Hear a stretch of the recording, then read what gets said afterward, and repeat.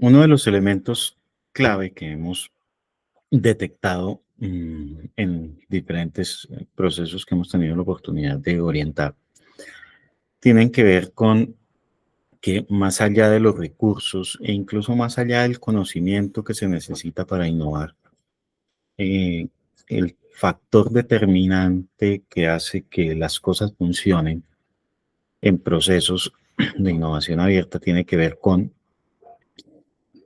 una cultura organizacional que permite que estos procesos de innovación cooperada, colaborativa, en donde convergen diversos actores, en donde se integran diversas formas de conocimiento, y pues prospere en la medida que quienes están involucrados tienen una disposición para ello. Entonces, en esta cápsula vamos a hablar de la cultura organizacional que, diría yo, entre comillas, se requiere, pues porque sabemos que también, digamos, cada empresa o cada organización va construyendo su cultura, tiene unos valores que lo identifican, tiene unos propósitos, está conformada por personas, y esto es muy importante porque en últimas, quienes innovan son las personas, incluso más allá de las mismas organizaciones, de las mismas empresas.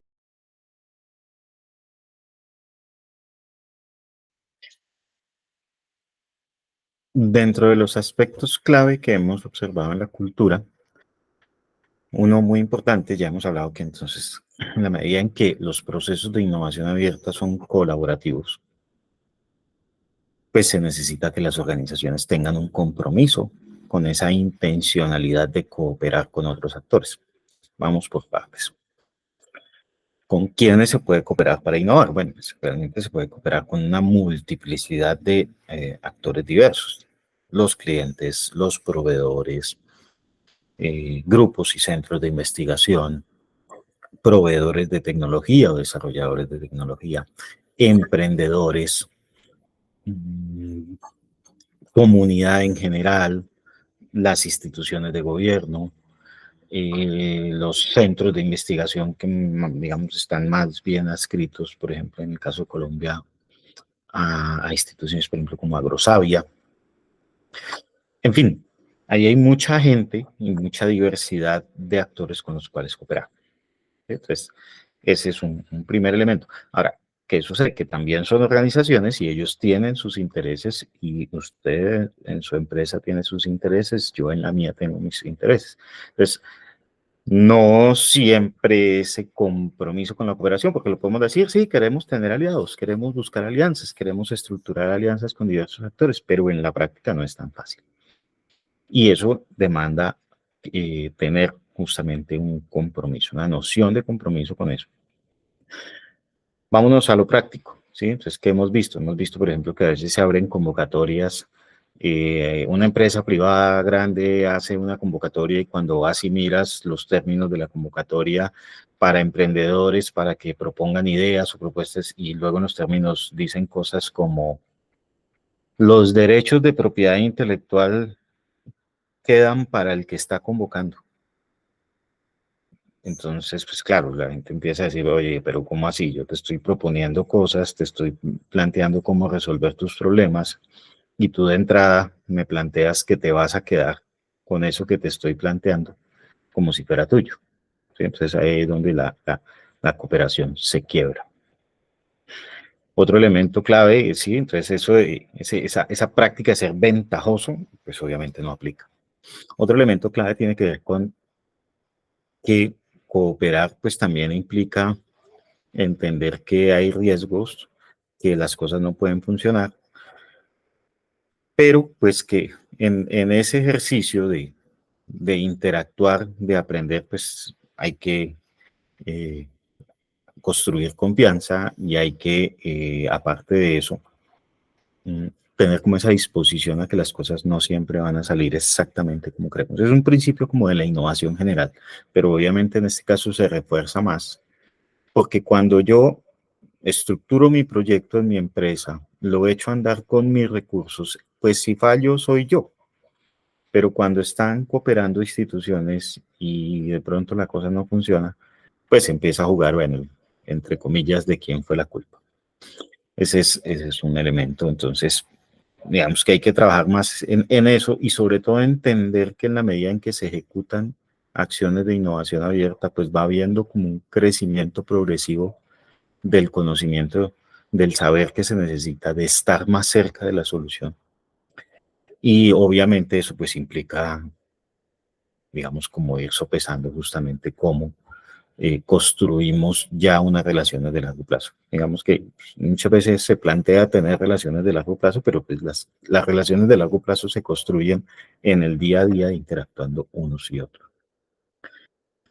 Eso, digamos, en la dimensión que tiene que ver un poco con ese compromiso de colaborar, ¿cierto? Entonces, tener la disposición, no querer ser ventajoso, estar dispuesto a asumir posibles fallos, que las cosas no funcionen bien y entender, además, que pues en la medida en que cada uno de los actores involucrados, por ejemplo, en un ecosistema de innovación, tiene intereses distintos, un poco el ejercicio de lo que se busca es justamente cómo esos intereses en algún punto se encuentran para atender y resolver un problema, ¿sí? Y eso es clave porque, pues, entre otras, pues implica tener la disposición de ponerse en el lugar del otro.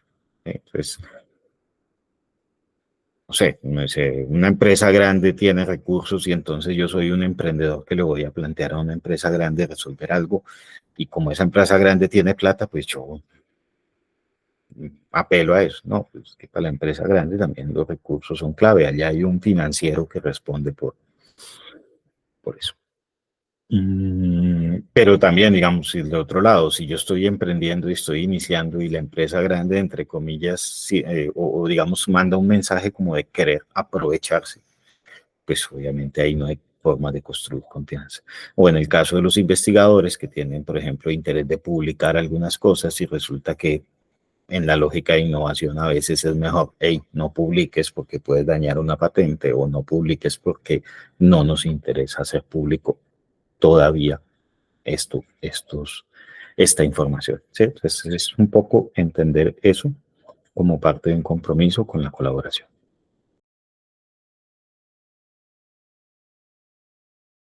Otro elemento clave que entra a jugar y que se relaciona con la cultura organizacional está vinculado a la diversidad de conocimientos que implica innovar. Eh, sean organizaciones grandes o sean organizaciones pequeñas. En organizaciones grandes, cuando hay recursos, cuando tienen sus equipos de investigación y desarrollo, cuando hay eh, mucha gente involucrada, de entrada se ve que, por ejemplo, hay tensiones típicas, por ejemplo, entre las áreas de producción y las áreas de ventas, las áreas de mercadeo. El financiero siempre está digamos, poniendo ahí como la talanquera y ese es su trabajo diciendo, bueno, pero esto, ¿cuál es la rentabilidad? ¿Cuál es el retorno? Y además de eso, entonces, si vas a entrar a trabajar con agentes externos, por ejemplo, con cooperación entre varias empresas, pues entra a jugar justamente cuáles son las fortalezas de esas empresas para involucrarse en un ejercicio colaborativo, en un ejercicio de innovación abierta. Entonces, eh, y lo vivimos los pequeños empresarios más aún. ¿Sí? Entonces, hay empresas que son muy buenas en el tema del dominio de las tecnologías digitales. Hay otros que son muy buenos, por ejemplo, en nichos específicos, como en el desarrollo de hardware o en temas como, por ejemplo, las campañas publicitarias o el desarrollo conceptual de productos. Eh, si nos vamos a especializar, digamos, o miramos de forma más específica en temas, por ejemplo, dependiendo de la industria, en agroinsumos, en todo lo que tenga que ver con química, pues ahí hay gente específica que sabe, por ejemplo, trabajar o operar con algunos conocimientos muy particulares, ¿sí? Y entonces entra a jugar aquí un tema clave de cómo hacer ese match entre esos conocimientos diversos. ¿sí? Entonces, lo primero es reconocer justamente que necesitamos esa diversidad de conocimiento. Lo veíamos en la primera cápsula que hablábamos de el modelo de negocio. Y resulta que el modelo de negocio es un espectro, un espacio que tiene que ver mucho más con las finanzas que con las tecnologías medulares de cualquier actividad productiva. Me explico, es decir, hacer zapatos. Hacer zapatos es una actividad que tiene unos conocimientos particulares sobre los materiales en los que están construidos los zapatos, los procesos de patronaje, cómo se hacen las costuras o cómo se ensamblan los zapatos. Eso lo sabe quien sabe hacer zapatos. Es probable que el modelo de negocio para hacer zapatos lo construya alguien que no tiene ni idea de cómo se hace un zapato en sentido estricto, ¿sí? Pero que entiende, por ejemplo, cuál es el comportamiento del consumidor respecto de la compra de un zapato, ¿sí? O cómo las expectativas de ese consumidor y que no tienen que ver única y exclusivamente con los atributos del zapato. Me explico, que el zapato sea cómodo, sea confortable, sea durable, tenga una estética que le guste a la gente, esos son elementos propios del producto. Pero que, verbo y gracia, el zapato me llegue a la casa, no tenga yo que desplazarme a un almacén a comprar el zapato. Y que si efectivamente me queda grande o me queda pequeñito, por ejemplo, los pueda devolver. Esto es un caso real, esto es un poco el trabajo que empezó con una empresa norteamericana que se llama Zappos, con Z, que empezó a innovar justamente en la comercialización de zapatos, asumiendo unos sobrecostos, tanto en producciones, inventarios y logística, pero buscando generarle una satisfacción a los clientes en la medida en que ellos podían tener como la diversidad que tiene cuando va a un almacén, pero la tenían en su casa a través de una empresa de mensajería que les llevaba varios pares y ellos escogían uno y los otros los devolvían. Eso, digamos, si uno lo analiza desde el punto de vista operacional, es muy complicado. Pero justamente esa complicación que asumió la empresa fue la que le permitió brindar una experiencia muy, muy valiosa para los clientes y los clientes empezaron a comprar sus zapatos a través de este portal, esta empresa. ¿Sí? Entonces, es ese tipo de detalles que tienen que ver con la diversidad de conocimientos y pues, dependiendo del producto, no hablemos de, por ejemplo, las consideraciones psicológicas, sociológicas o emocionales que tiene un cliente en términos de la relación con su producto y que muchas veces quien fabrica el producto no necesariamente tiene una interpretación sobre él, ¿cierto? Entonces, hacer ese match y entender además que de pronto yo soy muy bueno haciendo zapatos y sé hacer los mejores zapatos del mundo, pero no soy tan bueno usando las tecnologías digitales para mercadearlo o no soy tan bueno entendiendo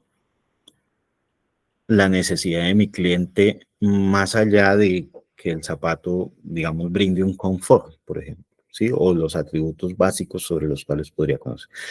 Lo podemos pensar con zapatos, pero lo podemos pensar con café, o lo podemos pensar con agroinsumos, o lo podemos pensar con eh, productos digitales, o lo podemos pensar. Es más o menos lo mismo, ¿sí? Es un poco de jugar con esas experiencias del cliente para incorporarlas y generar valor.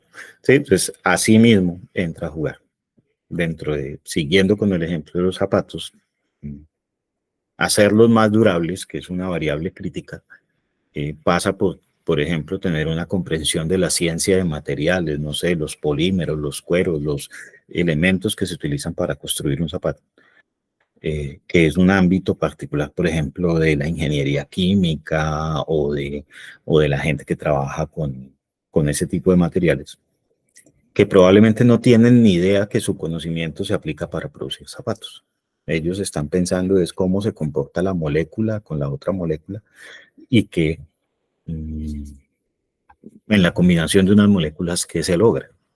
Resulta que traer ese conocimiento, por ejemplo, para fabricar una suela que sea más durable o que sea más confortable, es justamente también como tener esa visión de entender un poco que hay gente, coloquialmente lo decimos, muy dura, que sabe cosas muy específicas y tiene mucho conocimiento sobre el tema específico, pero que hay que traerlo, por ejemplo, al diseño de una solución de un producto para que ese conocimiento sea puesto en valor. ¿Sí? Entonces ahí tenemos unos retos clave en términos del conocimiento diverso y que obviamente pues están conectados con la cultura organizacional, con entender ese tipo de cosas.